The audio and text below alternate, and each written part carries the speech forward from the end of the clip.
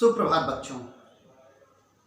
आज हम पढ़ने वाले हैं कक्षा 8 व्याकरण का पहला पाठ, जिसका नाम है भाषा, लिपि और व्याकरण। इस पाठ के अंतर्गत हम निम्नलिखित बिंदुओं पर बात करेंगे, जो इस प्रकार हैं। भाषा, भाषा के रूप मौखिक भाषा, लिखित भाषा, सांकेतिक भाषा, राष्ट्रभाषा, मातृभाषा, राजभाषा, मानक भाषा, साहित्यिक भाषा। इसके अलावा कुछ अन्य बिंदुओं पर भी बात करेंगे, जिसमें बोली, लिपि, साहित्यिक भाषा के प्रकार, गद्य और पद्य तथा व्याकरण प्रमुख हैं।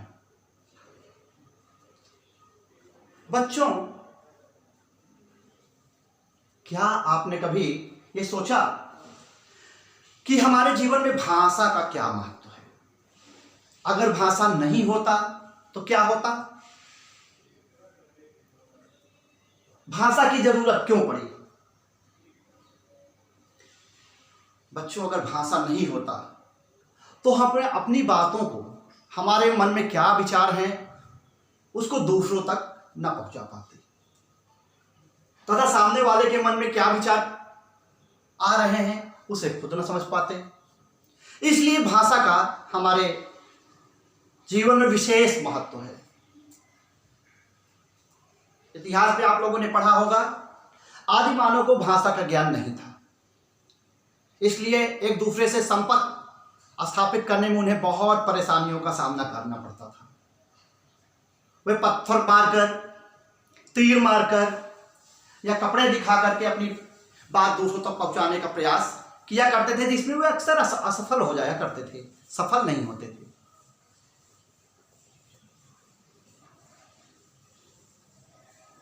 तो भाषा, जिसे हम कह सकते हैं मन के भावों तथा विचारों को प्रकट करने के साधन को भाषा कहते हैं।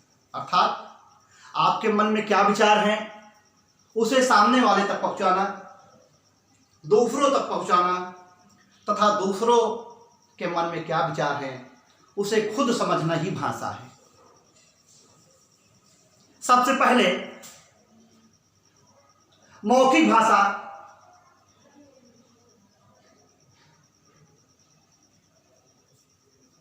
का प्रयोग किया जाना शुरू हुआ।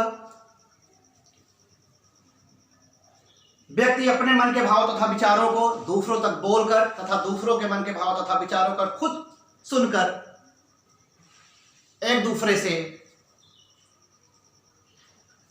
बात करने लगे।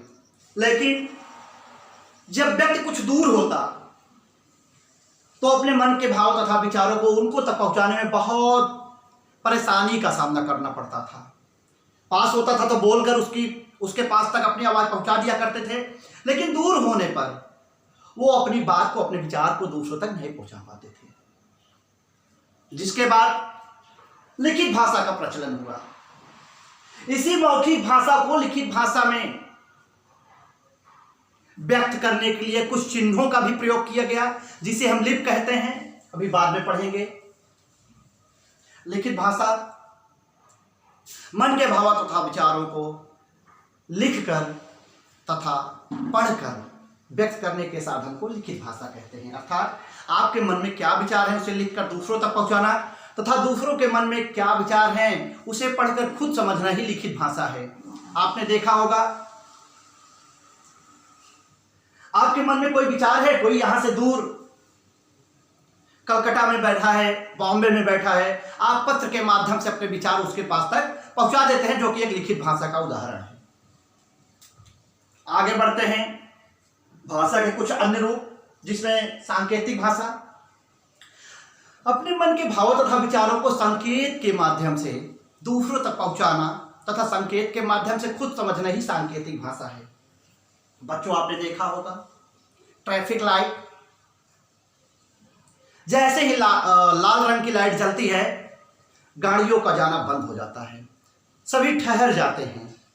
अर्थात हमको ये पता चल जाता है कि संकेत हो रहा है रुकने का, और जैसे ही हरे रंग की लाइट जलती है फिर लोग जाना चालू कर देते हैं। ये सांकेतिक भाषा का एक उदाहरण है। आगे बढ़ते हैं। मातृभाषा, वह भाषा जो बच्चा अपनी माँ व अपने परिवार से सीखता है वह उसकी मातृभाषा कहलाती है। बच्चों, आपने देखा होगा आपके घर में ही आपके छोटे भाई या बहन होंगे। जब बच्चा छोटा होता है आप लोग उससे जिस प्रकार बात करते हो वह उसी प्रकार ढल जाता है। आप अगर रोटी को बोटी कहते हो तो बच्चा भी रोटी को बोटी कहता है। अब पानी को मम बोलते हो तो वो भी पानी को मम बोलने लगता है। यह उसकी मातृभाषा होती है। आगे राष्ट्रभाषा, किसी भी देश में सबसे अधिक बोली जाने वाली भाषा वहां की राष्ट्रभाषा कहलाती है। बच्चों, हमने बहुत सी बुक में दिया गया है, बहुत सी किताबों में आप लोगों ने पढ़ा होगा कि हमारी राष्ट्रभाषा अर्थात भारत की राष्ट्रभाषा हिंदी है, जो कि गलत है। हिंदी भारत की राष्ट्रभाषा नहीं है बल्कि हिंदी भारत की राजभाषा है। इसको आप लोग ध्यान रखिएगा। कई बार प्रयास किया गया कि हिंदी को भारत की राजभाषा मान लिया जाए, लेकिन बहुत से राज्यों ने इसका विरोध किया। दक्षिण के राज्य जहां पे हिंदी बोली ही नहीं जाती है, सिर्फ अंग्रेजी का प्रचलन है या तो वहां की लोकल लैंग्वेज का, इस वजह से हिंदी भारत की राजभाषा नहीं बन पाई। राजभाषा देश के कार्यालयों में अर्थात सरकारी कामकाज में जिस भाषा का प्रयोग किया जाता है उसे राजभाषा कहते हैं, जो कि ऑफिशियल लैंग्वेज। अक्सर इसमें भी गलतियां होती हैं, लोग इसको स्टेट लैंग्वेज समझते हैं, जो कि गलत है। 14 सितंबर 1949 को हिंदी को भारत की राजभाषा का दर्जा प्राप्त हुआ। इसीलिए 14 सितंबर को प्रत्येक वर्ष हम लोग बड़ी धूमधाम से हिंदी दिवस मनाते हैं। राजभाषा के बाद हम लोग आगे बढ़ते हैं। संपर्क भाषा, आपस में संपर्क स्थापित करने के लिए जिस भाषा का प्रयोग हम लोग आपस में करते हैं वो हमारी संपर्क भाषा कहलाती है। वो किसी भी राज्य का नागरिक हो सकता है। उत्तर प्रदेश का है वो हिंदी में संपर्क करेगा, महाराष्ट्र का है मराठी में संपर्क करेगा, गुजरात का है गुजराती में संपर्क करेगा। अर्थात आपस में संपर्क करने के लिए जिस भाषा का प्रयोग किया जाता है उसे हम संपर्क भाषा कहते हैं। साहित्यिक भाषा, क्षेत्र विशेष की भाषा का प्रयोग जब साहित्य में किया जाने लगता है तो वो साहित्यिक भाषा कहलाती है। जैसे आप लोगों ने पढ़ा होगा हिंदी साहित्य, अंग्रेजी साहित्य, संस्कृत साहित्य आदि। मानक भाषा, विद्वानों द्वारा स्वीकृत भाषा मानक भाषा कहलाती है।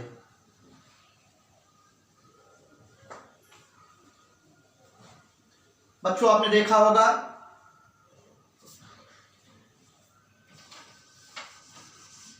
कि मानव भाषा के कुछ उदाहरण देखिए। ये देखिए दिए, इसको हम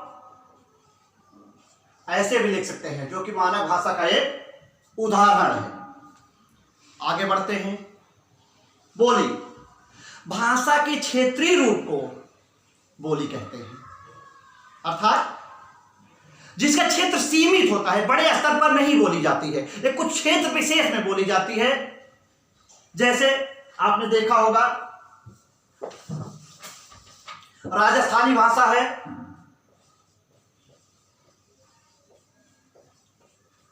वहां की राजस्थानी भाषा की कुछ बोलियां हैं, जयपुरी,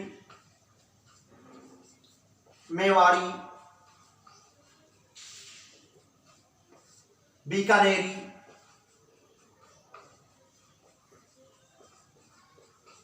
आदि। या उत्तर प्रदेश में आपने देखा होगा, जो हमारा राज्य है, यहां पे आपने देखा होगा ब्रज, अवधी या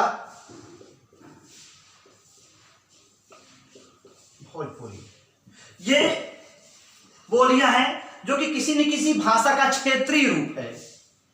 आगे बढ़ते हैं। लिपि, भाषा के लिखित रूप में प्रयोग होने वाले ध्वनि चिन्हों को लिपि कहते हैं। अभी पीछे हमने बात किया था मौखिक भाषा को लिखित भाषा में प्रयोग करने के लिए कुछ पद चिन्हों का, कुछ ध्वनि चिन्हों का प्रयोग किया जाता है जिसे हम लिपि कहते हैं, जो इस प्रकार हैं।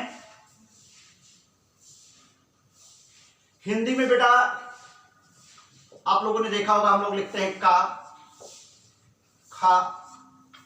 अंग्रेजी में लिखते हैं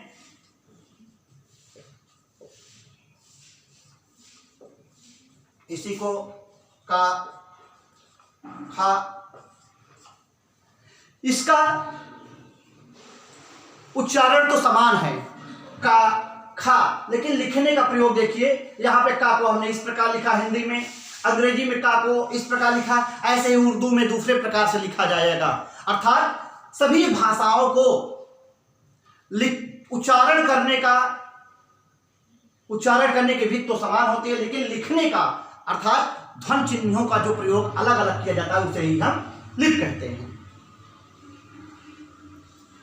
साहित्य, ज्ञान के संचित कोश को साहित्य कहते हैं।